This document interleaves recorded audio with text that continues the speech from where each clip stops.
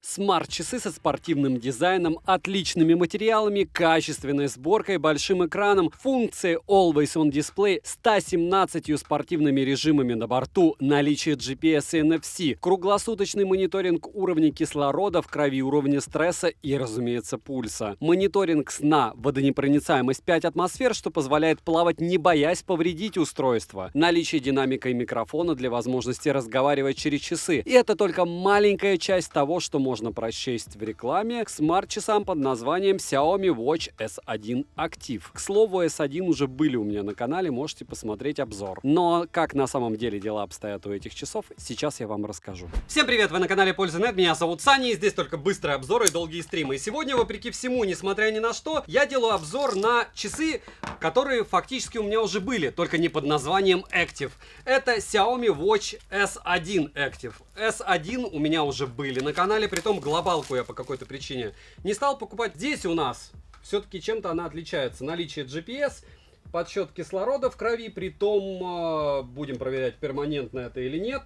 Поддержка плавания подходит для занятий плаванием. Следующий момент, разумеется, совершение звонков через Bluetooth. Но eSIM здесь нет, но можно зато с них звонить. Получается, там есть микрофон. Больше 100 режимов тренировок, четкий дисплей AMOLED HD и длительный срок службы батареи. Но мы же знаем, что это все маркетинг. Но, с другой стороны, Xiaomi за такие-то деньги сделали очень даже неплохой аппарат. Это я спойлерю, потому что уже, в принципе, обзоры на этот девайс были. И у меня был, по большому счету, такой же девайс, просто он был более прокачанный. Это чуть-чуть урезанная его версия. Быстросъемный ремешок, разумеется, на 22 миллиметра. Да, 22 миллиметра ширина, то есть любой ремешок берете и будет огонь. Здесь у нас дырочки, я так понимаю, под динамики и микрофоны. Следующее это контакт зарядки. Смотрим, здесь, к сожалению, у нас с пинами она будет, потому что места под пины я уже вижу. И она, в отличие от Huawei-овской, она у нас неразборная. Там они просто продают платформу с Type-C-шным кабелем. А здесь у нас вот такая вот беда. Не знаю, почему они делают такие, для того, чтобы потом люди ломали зарядки и покупали новые. Нехорошо. Документация абсолютно бесполезна. По весу это чудо. Сейчас посмотрим, сколько весит. С ремешком 53 грамма. Следующий момент. Ширина 47 миллиметров в самом широком месте. Диаметр данных часов. Толщина 12,5 миллиметров. Ну и по большому счету вы уже знаете все, потому что химией от них не пахнет. Ремешок в целом хороший, идеальным не назвать, но хороший. Смотрим.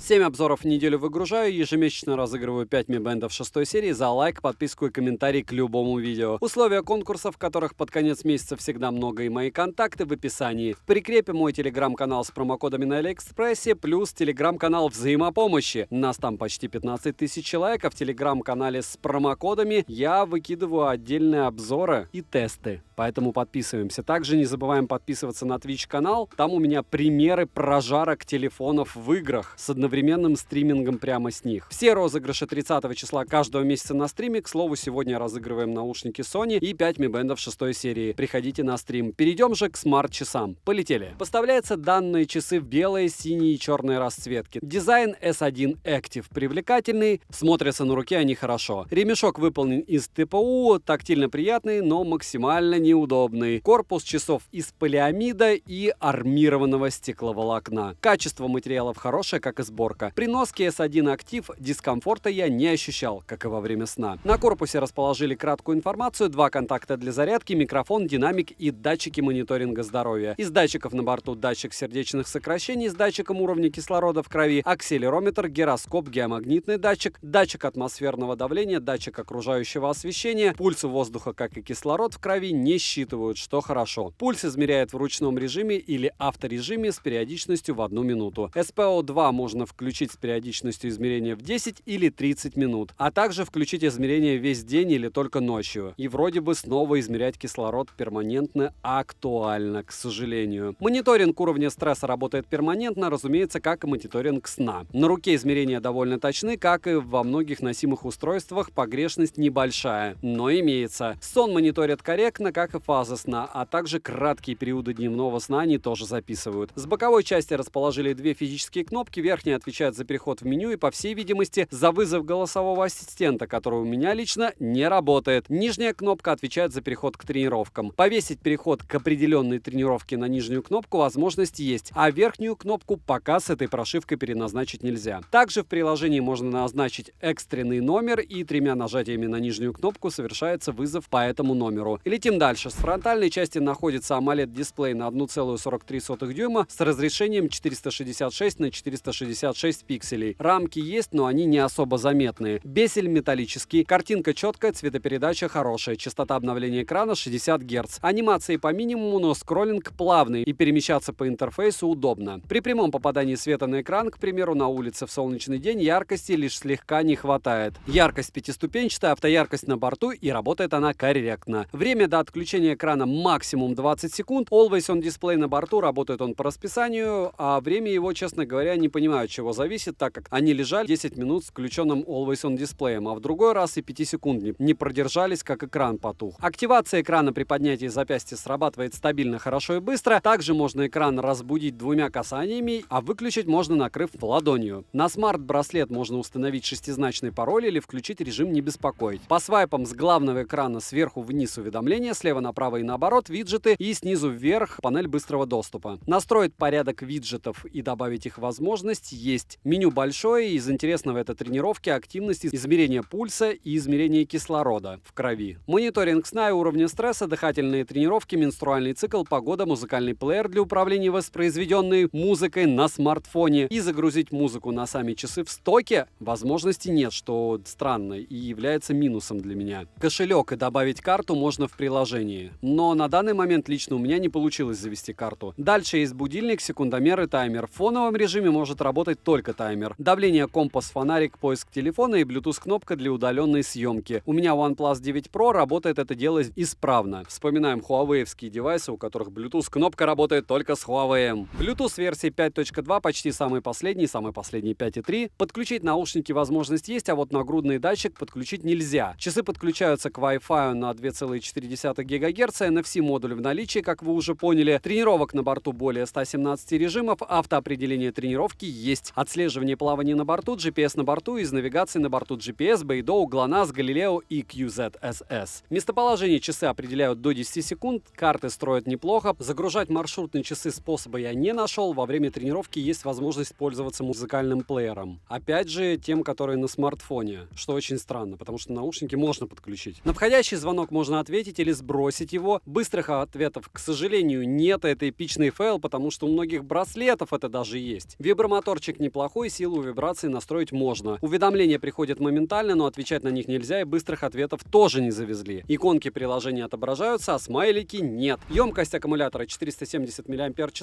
Полный цикл зарядки занимает около 2,5 часов. Если говорить о полноценном использовании часов со всеми функциями, то более 4 суток они не проживут. Если оставить самое необходимое, то в целом в моем случае они прожили 7 суток. Что, как по мне, очень-таки хороший результат. Водонепроницаемость класса 5 атмосфер, разумеется, окунул их в воду, по итогу с ними ничего не произошло. Весь функционал как работал, так и работает. Плавать с ними можно, как и принимать душ. Далее, приложение Mi Fitness. Подключаются часы быстро, вдобавок сразу же прилетело обновление. В приложении Mi Fitness есть 4 основные вкладки, такие как здоровье, тренировка, устройство и профиль. В настройках смарт-часов все стандартно, и помимо перечисленного мною ранее, в них есть магазин циферблатов и на выбор более 200 штук. Персонализированные циферблаты на борту и любую фотографию на заставку установить можно, что удобно. Также есть настройка мониторинга здоровья, магазин с приложениями, разумеется, их там небольшое количество, но, к примеру, тот же калькулятор установить можно. Приложение в паре с S1 Active работает корректно, проблем я не обнаружил. Минусы: нет возможности подключить eSIM, нет возможности подключить нагрудный датчик, дешевый ремешок, нельзя переназначить другую функцию на верхнюю кнопку, нельзя загрузить маршрут. Нет даже возможности отвечать заготовками на сообщения и на звонки. И пока также я не знаю, как завести карты для оплаты с NFC. Цену можете посмотреть в описании к видео по ссылке. Если промокоды смотрите в моем телеграм-канале, также по ссылке в прикрепленном комментарии. Подписывайтесь на телеграм-канал взаимопомощи и телеграм-канал скидок. Всем, кто оставит коммент, огромное спасибо, вы помогаете проекту. Резюмирую, Xiaomi Watch Active S1 это неплохой выбор за свою стоимость. Выделю отличную автономность, наличие GPS, NFC, который вполне возможно у кого-то получится завести, магазины с приложениями, возможность загружать сторонние разносторонние циферблаты, но по большей части они выполняют хорошо только стандартные функции, которые можно встретить и в более дешевых часах, и в браслетах. Плюс за автоматическое измерение показателей здоровья, притом неплохое. В целом часы S1 Active негативных эмоций у меня не оставили. Плюс я их покупал довольно адекватно, и опять же за те деньги, что я их брал, девайсу да. Хотя альтернатив море, если подобных гаджетов вы не носили, лучше купить какой-нибудь Huawei Band 7 или Mi Band 7. К слову, Xiaomi Band 7 Pro у меня уже на руках, скоро будет тоже обзор. Подписывайтесь с колоколом, спасибо за просмотр. Девайсу да, добра и удачи вам, дорогие друзья.